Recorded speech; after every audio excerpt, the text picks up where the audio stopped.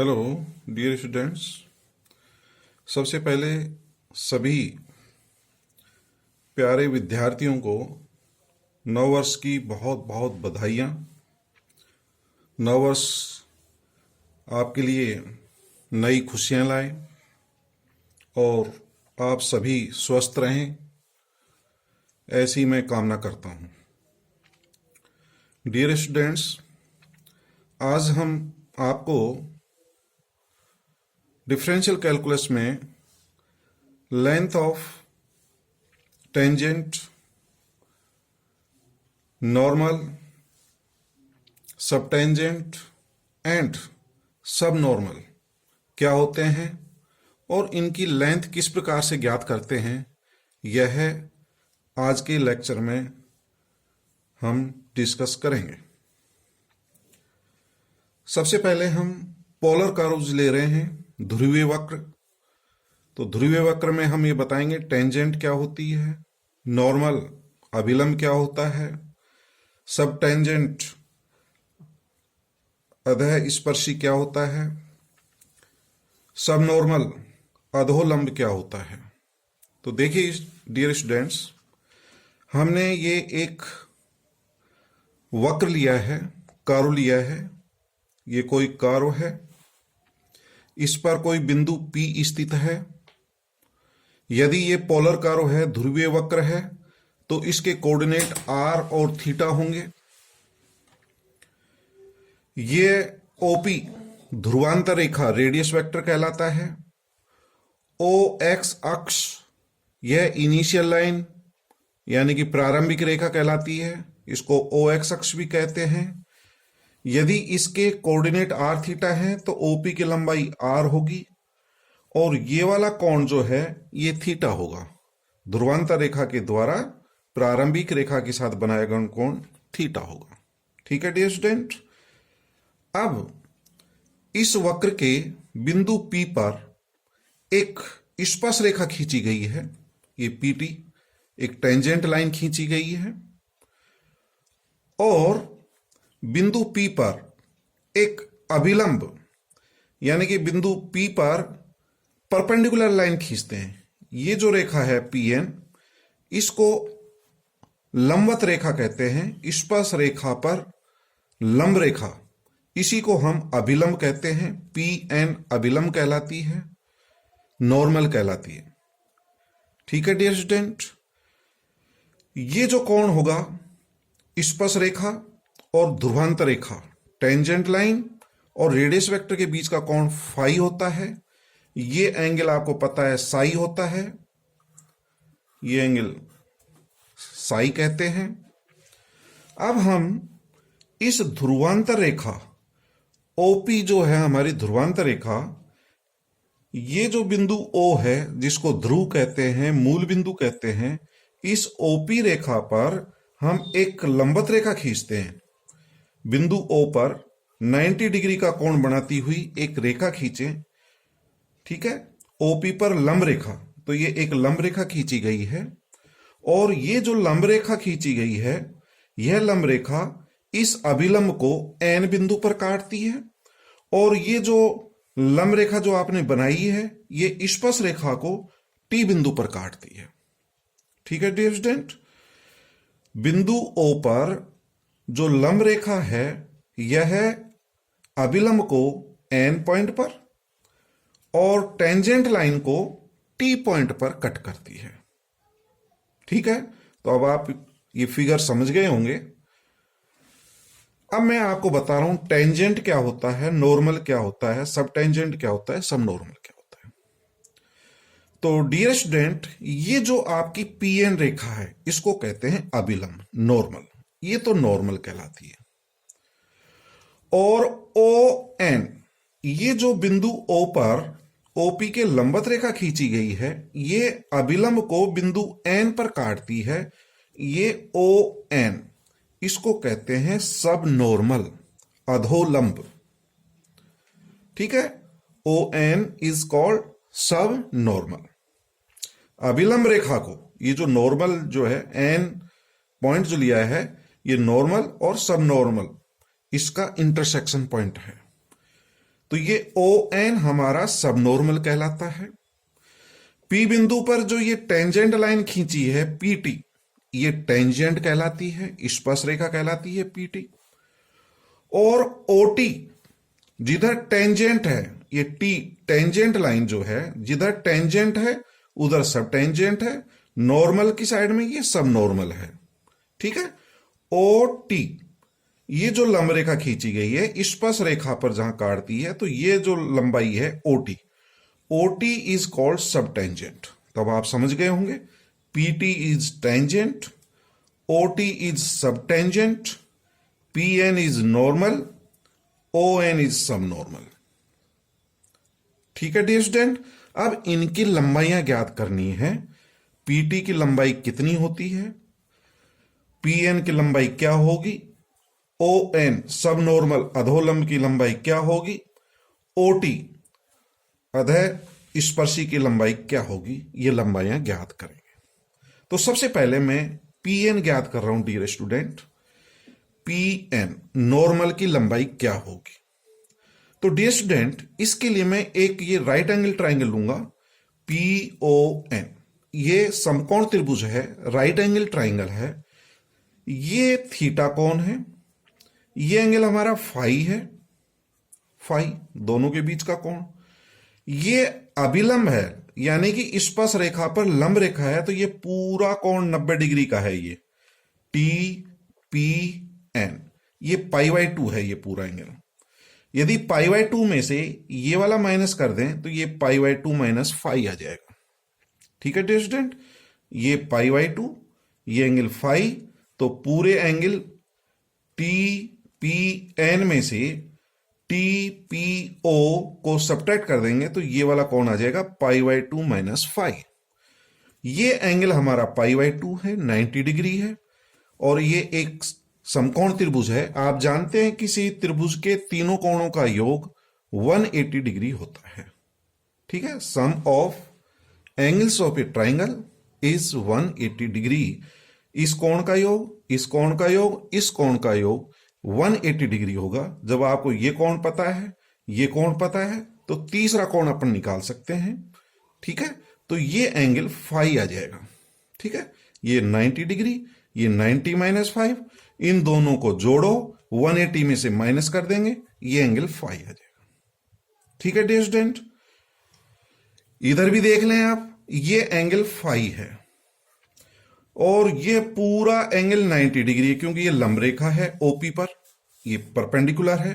ये पूरा कोण 90 डिग्री का है, ये 90 डिग्री, ये फाई।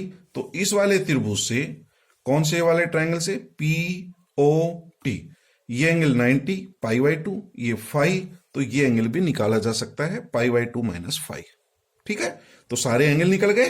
अब हम ये त्रिभुज ले रहे हैं PON, ये 90 डिग्री है, ये π/2 माइनस फाई है, ये फाई एंगल है। आप यदि एंगल ये फाई लेते हैं, ये वाला कोण लेते हो फाई, तो ये 90 डिग्री है, तो ये हमारा बेस हो जाएगा।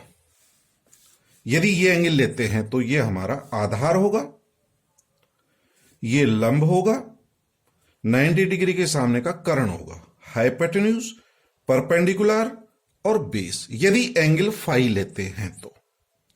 डियर स्टूडेंट, आप π/2 माइनस फाई एंगल लेकर के भी कर सकते हैं। तो ये 90 और π/2 माइनस फाई लेंगे तो ये बेस, ये परपेंडिकुलर, ये हाइपोटेन्यूज। अब मैं PN का मान निकाल रहा हूं, PN की वैल्यू क्या होगी। तो अब मैं एंगल फाई लेके निकाल रहा हूं, ये आधार, ये लंब और ये कर्ण।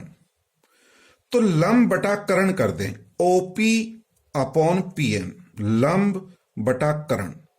परपेंडिकुलर अपॉन हाइपोटेन्यूज आप जानते हैं साइन होता है, और एंगल हम फाई ले रहे हैं, तो sine phi equals to perpendicular upon hypotenuse, OP upon PN।